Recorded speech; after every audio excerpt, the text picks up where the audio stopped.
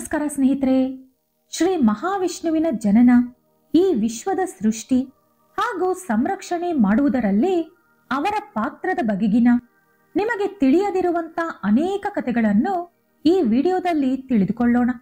ಆದರೆ ಅದಕ್ಕೂ ಮುಂಚೆ ನೀವಿನ್ನೂ ನಮ್ಮ ಚಾನೆಲ್ ಅನ್ನು ಸಬ್ಸ್ಕ್ರೈಬ್ ಮಾಡ್ಕೊಂಡಿಲ್ಲ ಅಂದ್ರೆ ಖಂಡಿತ ಈಗಲೇ ಸಬ್ಸ್ಕ್ರೈಬ್ ಮಾಡ್ಕೊಳ್ಳಿ. ಹಾಗೆ ಈ ವಿಡಿಯೋ ಇಷ್ಟ ಆದ್ರೆ ಮರೀದೆ ಒಂದು ಲೈಕ್ ಕೊಡಿ. ಹಿಂದೂ ಪುರಾಣಗಳಲ್ಲಿನ ಕೆಲವು ಗ್ರಂಥಗಳು ಮಹಾವಿಷ್ಣುವಿನ ಜನನದ ಬಗ್ಗೆ ಈ ರೀತಿ ವಿವರಿಸಿವೆ. ಹಿಂದೂ ಶಾಸ್ತ್ರಗಳ ಪ್ರಕಾರ ಬ್ರಹ್ಮದೇವರು ಸೃಷ್ಟಿಕರ್ತನಾಗಿ, ಪರಮೇಶ್ವರ ಲಯಕಾರಕನಾಗಿ, ಮಹಾವಿಷ್ಣು ಸ್ಥಿತಿಕಾರಕನಾಗಿ ಪರಿಗಣಿಸಲಾಗುತ್ತೆ. ಅನೇಕ ಶಾಸ್ತ್ರಗಳು ಹಾಗೂ ಗ್ರಂಥಗಳ ಪ್ರಕಾರ ಶ್ರೀ ಮಹಾವಿಷ್ಣು ಅತ್ಯುನ್ನತವಾದ ದೈವ ಚೈತನ್ಯವಾದ ಪರಬ್ರಹ್ಮಂನಿಂದ ಅವತರಿಸಿದ್ದಾರೆ. ಪರಬ್ರಹ್ಮಂ ಅಂದ್ರೆ ಸೃಷ್ಟಿಗೆ ಮೂಲ ಎಂದು ಹೇಳಲಾಗುತ್ತೆ. ಜೊತೆಗೆ ಸದಾಶಿವನ ಮತ್ತೊಂದು ಹೆಸರೇ ಪರಬ್ರಹ್ಮಂ.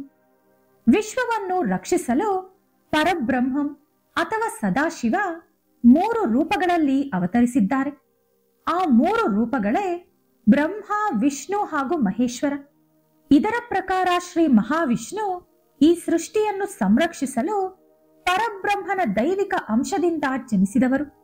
ಇನ್ನು ಪುರಾಣಗಳಲ್ಲಿರುವ ಇನ್ನೊಂದು ಕಥೆಯ ಪ್ರಕಾರ ಈ ಸೃಷ್ಟಿ ಶುರುವಾಗುವುದಕ್ಕೂ ಮುಂಚೆ ಈ ವಿಶ್ವವೆಲ್ಲ ಕೂಡ ಆದಿ ಅಂತ್ಯವಿಲ್ಲದಿರುವಂತ ಒಂದು ದೊಡ್ಡ ಸಮುದ್ರದಿಂದ ತುಂಬಿತ್ತು. ಅಂದರೆ ಈ ವಿಶ್ವದಲ್ಲಿ ಬರೀ ದೊಡ್ಡ ಸಮುದ್ರ ಮಾತ್ರ ಇತ್ತು. ಆ ಸಮುದ್ರದ ಒಳಗಿನಿಂದ ಶ್ರೀ ಮಹಾವಿಷ್ಣು ಶೇಷ ಎಂಬ ದೊಡ್ಡ ಸರ್ಪದ ಮೇಲೆ ನಿದ್ರಿಸುತ್ತಾ ಸಮುದ್ರದ ಮೇಲೆ ತೇಲಿ ಬಂದರು. ಅದೇ ಸಮಯದಲ್ಲಿ ಅವರ ನಾಭಿಯಿಂದ ಅಂದರೆ ಹೊಕ್ಕಳಿನಿಂದ ಒಂದು ದೊಡ್ಡ ತಾವರೆ ಹೂವು ಹುಟ್ಟಿಕೊಂಡಿತು. ಅದರ ಒಳಗಿನಿಂದ ಬ್ರಹ್ಮದೇವರು ಜನಿಸಿ ಸೃಷ್ಟಿ ಕಾರ್ಯವನ್ನು ಶುರು ಮಾಡಿದರು. ಇದರ ಪ್ರಕಾರ ಈ ಸೃಷ್ಟಿ ಶುರುವಾಗುವುದಕ್ಕೂ ಮುಂಚೆಯಿಂದಲೇ ಮಹಾವಿಷ್ಣು ಇದ್ದರು ಎಂದು ತಿಳಿದು ಬರುತ್ತಿದೆ. ಇನ್ನು ಭಾಗವತ ಪುರಾಣ ಮತ್ತು ವಿಷ್ಣು ಪುರಾಣ ಇನ್ನೂ ಕೆಲವು ಗ್ರಂಥಗಳು ಶ್ರೀ ಮಹಾವಿಷ್ಣುವನ್ನು ಆದಿಪುರುಷ ಎಂದು ಕರೆಯುತ್ತವೆ. ಆದಿಪುರುಷ ಅಂದ್ರೆ ಅರ್ಥ ಭೌತಿಕವಾಗಿ, ಅಂದ್ರೆ ಪೂರ್ತಿ ದೇಹ ಹೊಂದಿದ್ದು, ಈ ವಿಶ್ವ ಶುರುವಾಗುವುದಕ್ಕೂ ಮೊದಲೇ ಶಾಶ್ವತವಾಗಿ ಸ್ವಯಂ ವ್ಯಕ್ತವಾಗಿ, ಅಂದ್ರೆ ಯಾವ ತಂದೆ ತಾಯಿ ಆಧಾರ ಇಲ್ಲದೆ ಸ್ವಯಂ ಜನಿಸಿದವರು ಮತ್ತು ಸರ್ವೋನ್ನತವಾಗಿ ಉದ್ಭವಿಸಿದವರು, ಅಂದರೆ ಉತ್ತಮವಾಗಿ ಸರ್ವವು ಅವರೇ ಎಂದು ಹೇಳುತ್ತಿದೆ. ಈ ಪುರಾಣಗಳ ಪ್ರಕಾರ ಮಹಾವಿಷ್ಣುವಿಗೆ ಯಾವುದೇ ನಿರ್ದಿಷ್ಟವಾದ ಜನನವಿಲ್ಲ. ಆದರೆ ಎಲ್ಲದರಲ್ಲೂ ವ್ಯಾಪಿಸಿರುವಂತ ಸರ್ವೋನ್ನತ ಶಕ್ತಿ ಎಂದು ಹೇಳಲಾಗಿದೆ.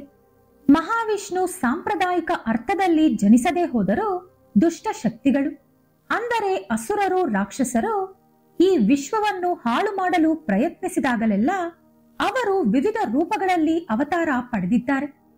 ದಶಾವತಾರಗಳು ಎಂದು ಕರೆಯಲ್ಪಡುವ ಅವರ 10 ಪ್ರಮುಖ ಅವತಾರಗಳಲ್ಲಿ ಧರ್ಮವನ್ನು ಪುನರುದ್ಧಾರಗೊಳಿಸಲು ಮಾನವ ಅಥವಾ ಇತರೆ ರೂಪಗಳಲ್ಲಿ ಅವತರಿಸಿರುವಂತ ಶ್ರೀರಾಮ, ಶ್ರೀಕೃಷ್ಣ, ವರಾಹ, ವಾಮನ, ನರಸಿಂಹ ಮುಂತಾದ ಅನೇಕ ರೂಪಗಳಲ್ಲಿ ಅವತರಿಸಿ ಅವರು ಈ ವಿಶ್ವವನ್ನು ಕಾಪಾಡಿದ್ದಾರೆ. ಶ್ರೀ ಮಹಾವಿಷ್ಣುವಿನ ಕತೆ ವಾಸ್ತವ ಮೂಲದ ಬಗ್ಗೆ ಅಲ್ಲದಿದ್ದರೂ ವಿಶ್ವವನ್ನು ರಕ್ಷಿಸುವ ಶಕ್ತಿಯಂತೆ ಅವರ ಶಾಶ್ವತ ಅಸ್ತಿತ್ವದ ಬಗ್ಗೆಯಾಗಿದೆ. ಅವರ ಅಸ್ತಿತ್ವ ಶಾಶ್ವತವಾದದ್ದು ಎಂದು ನಮ್ಮ ಶಾಸ್ತ್ರಗಳು, ವೇದಗಳು, ಗ್ರಂಥಗಳು, ಪುರಾಣಗಳು ಹೇಳುತ್ತವೆ. ಶ್ರೀ ಮಹಾವಿಷ್ಣುವಿನ ಜನನ ಮತ್ತು ಅವರ ಅಭಿವ್ಯಕ್ತಿಯು ಬ್ರಹ್ಮಾಂಡದ ಸಮತೋಲನವನ್ನು ಕಾಪಾಡಿಕೊಳ್ಳಲು ಅವರು ವಹಿಸುವಂತ ವಿಭಿನ್ನ ಪಾತ್ರಗಳನ್ನು ಪ್ರತಿನಿಧಿಸುತ್ತದೆ. ಸಾವಿರಾರು ವರ್ಷಗಳ ಹಿಂದೆ ರಚಿಸಲಾಗಿರುವಂತಹ ವೇದಗಳು ಹಿಂದೂ ತತ್ವಶಾಸ್ತ್ರಕ್ಕೆ ಹಾಗೂ ಆಧ್ಯಾತ್ಮಿಕ ಸಾಧನೆಗೆ ಮತ್ತು ಸಂಸ್ಕೃತಿಗೆ ಅಡಿಪಾಯ. ಋಗ್ವೇದ, ಯಜುರ್ವೇದ, ಸಾಮವೇದ ಹಾಗೂ ಅಥರ್ವ ಅಥವಾ ಅಥರ್ವಣ ವೇದ ಇವೇ ನಮಗಿರುವಂತಹ 4 ವೇದಗಳು. ಈಗ ಸರ್ವೋನ್ನತ ಶಕ್ತಿ ಎಂದು ಪ್ರಸಿದ್ಧಿ ಪಡೆದಂತ ಭಗವಂತ ಮಹಾವಿಷ್ಣು ಈ ವೇದಗಳಲ್ಲಿ ಯಾವ ರೀತಿ ಚಿತ್ರಿಸಲ್ಪಟ್ಟಿದ್ದಾರೆ ಎಂದು ನೋಡುವುದಾದರೆ, ಇವುಗಳ ಪ್ರಕಾರ ಅವರು ಅವರ 3 ಶ್ರೇಷ್ಠವಾದ ಹೆಜ್ಜೆಗಳಿಗೆ ಪ್ರಸಿದ್ಧಿ ಪಡೆದಿದ್ದಾರೆ. ಒಂದು ಪ್ರಸಿದ್ಧವಾದ ಶ್ಲೋಕದ ಪ್ರಕಾರ ಶ್ರೀ ಮಹಾವಿಷ್ಣುವಿನ ಹೆಜ್ಜೆಗಳು 3 ಪ್ರಪಂಚಗಳಾದ ಭೂಮಿ, ಆಕಾಶ ಮತ್ತು ಸ್ವರ್ಗಲೋಕವನ್ನು ದಾಟಿ ಇನ್ನು ಮೇಲೆ ಹೋಗುತ್ತದೆ ಎಂದು ವರ್ಣಿಸಲಾಗಿದೆ. ಇದರ ಪ್ರಕಾರ ಮಹಾವಿಷ್ಣು ಸರ್ವವ್ಯಾಪ್ತಿ ಅಂದರೆ ಸರ್ವವು ವ್ಯಾಪಿಸಿದ್ದಾರೆ ಮತ್ತು 14 ಭುವನಗಳನ್ನು ಒಂದು ಮಾಡುವ ಶಕ್ತಿ ಹೊಂದಿರುವವರು ಎಂದು ತಿಳಿಯುತ್ತಿದೆ. ಯಜುರ್ವೇದದ ಪ್ರಕಾರ ಶ್ರೀ ಮಹಾವಿಷ್ಣು ತ್ಯಾಗ, ಆಚಾರ, ಮುಖ್ಯವಾಗಿ ಈ ವಿಶ್ವವನ್ನು ಕ್ರಮಬದ್ಧವಾಗಿ ನಡೆಸಲು ಅವರನ್ನವರು ಸಮರ್ಪಿಸಿಕೊಳ್ಳುವ ಒಂದು ಆಚಾರ ಎಂದು ಹೇಳುತ್ತದೆ. ಇಲ್ಲಿ ಮಹಾವಿಷ್ಣು ಯಜ್ಞ ಪುರುಷನಂತೆ ಹಾಗೆ ತ್ಯಾಗದ ಸ್ವರೂಪದಂತೆ ಕಾಣಿಸುತ್ತಾರೆ. ಮಹಾವಿಷ್ಣುವಿನ ಈ ಅಂಶ ನಿಸ್ವಾರ್ಥತೆಯ ಬಗ್ಗೆ ನಮಗೆ ಬೋಧಿಸುತ್ತದೆ. ಅವರು ತನ್ನನ್ನು ತಾನು ತ್ಯಾಗ ಮಾಡಿಕೊಳ್ಳುವುದರ ಮುಖಾಂತರ ವಿಶ್ವವನ್ನು ರಕ್ಷಿಸುತ್ತಾರೆ ಎಂದು ಯಜುರ್ವೇದ ಹೇಳುತ್ತದೆ. ಜಗತ್ತನ್ನು ಉಳಿಸಿಕೊಳ್ಳುವಂತ ವಿಧಿ, ಕರುಣೆ ಮತ್ತು ಜವಾಬ್ದಾರಿ. ಇದರ ಪ್ರಕಾರ ತ್ಯಾಗ ಎಂಬುದು ಕೇವಲ ಒಂದು ಆಚಾರವಲ್ಲ, ವಿಶ್ವದಲ್ಲಿ ಸಮತೋಲನೆ ಹಾಗೂ ಸಾಮರಸ್ಯವನ್ನು ಕಾಪಾಡುವ ವಿಶ್ವಸೂತ್ರ ಎಂದು ಮಹಾವಿಷ್ಣುವನ್ನು ನಂಬಲಾಗಿದೆ. ಇನ್ನು ಸಾಮವೇದವು ಸಂಗೀತ ಮತ್ತು ಮಾಧುರ್ಯದ ಮೇಲೆ ಕೇಂದ್ರೀಕರಿಸುತ್ತದೆ. ಇಲ್ಲಿ ಮಹಾವಿಷ್ಣುವನ್ನು ಸುಂದರವಾದ ಒಂದು ಪ್ರತ್ಯೇಕವಾದ ರೂಪದಲ್ಲಿ ಗೌರವಿಸಲಾಗುತ್ತದೆ. ಸಾಮವೇದದಲ್ಲಿರುವಂತಹ ಶ್ಲೋಕಗಳು ಹಾಗೂ ಆ ಶ್ಲೋಕಗಳ ಜೊತೆ ಅವರಿಗಿರುವಂತಹ ಅನುಬಂಧ, ಆನಂದ, ಸಂಗೀತ ಹಾಗೂ ಭಕ್ತಿಯ ಮೂಲಕ ಮನುಷ್ಯರನ್ನು ಉದ್ಧರಿಸುವಂತ ದೈವಿಕ ಜೀವಿ ಎಂದು ಸಾಮವೇದ ಮಹಾವಿಷ್ಣುವನ್ನು ಹೊಗಳುತ್ತದೆ. ಇದರಲ್ಲಿರುವಂತಹ ಕೆಲವು ಶ್ಲೋಕಗಳು ಮಹಾವಿಷ್ಣುವನ್ನು ಪೋಷಣೆ ಮತ್ತು ರಕ್ಷಣಾತ್ಮಕ ಗುಣಗಳಿಗಾಗಿ ಹೆಚ್ಚಾಗಿ ಉಲ್ಲೇಖಿಸಲಾಗಿದೆ. ಈ ಚಿತ್ರಣದಲ್ಲಿ ಮಹಾವಿಷ್ಣು ತನ್ನ ಭಕ್ತರ ಪ್ರಾರ್ಥನೆಗಳನ್ನು ಕೇಳುವ ಮತ್ತು ತನ್ನನ್ನು ಪೂಜಿಸುವವರ ಹೃದಯಗಳಿಗೆ ಶಾಂತಿಯನ್ನು ತರುವ ರಕ್ಷಕನಾಗಿ ವಿವರಿಸಲಾಗಿದೆ. ಸಂಗೀತ ಮತ್ತು ಪ್ರಾರ್ಥನೆಯ ಮುಖಾಂತರ ಮಹಾವಿಷ್ಣು ನಾವು ತೊಂದರೆಯಲ್ಲಿ, ಕಷ್ಟದಲ್ಲಿ ಅಥವಾ ದುಃಖದಲ್ಲಿದ್ದಾಗ ನಮಗೆ ಸಾಂತ್ವನ ಹೇಳುತ್ತಾರೆ ಎಂದು ಸಾಮವೇದ ಹೇಳುತ್ತದೆ. ಆಂತರಿಕ ಮತ್ತು ಬಾಹ್ಯ ಶಾಂತಿಯನ್ನು ಕಾಪಾಡಿಕೊಳ್ಳಲು ಭಕ್ತಿ ಒಂದೇ ಮಾರ್ಗ ಎಂದು ಮಹಾವಿಷ್ಣು ಸಾಬೀತುಪಡಿಸಿದ್ದಾರೆ. ಇನ್ನು 4ನೆಯ ವೇದವಾದ ಅಥರ್ವಣ ವೇದ ಇನ್ನಷ್ಟು ಹೆಚ್ಚು ಆಧ್ಯಾತ್ಮಿಕವಾದದ್ದು. ಇದು ದೈನಂದಿನ ಜೀವನ, ಆರೋಗ್ಯ ಮತ್ತು ಯೋಗಕ್ಷೇಮದ ಮೇಲೆ ದೃಷ್ಟಿಯನ್ನು ಕೇಂದ್ರೀಕರಿಸುತ್ತದೆ. ಇಲ್ಲಿ ರಕ್ಷಣೆಗಾಗಿ ಮಹಾವಿಷ್ಣುವನ್ನು ಪ್ರಾರ್ಥಿಸಲಾಗುತ್ತದೆ.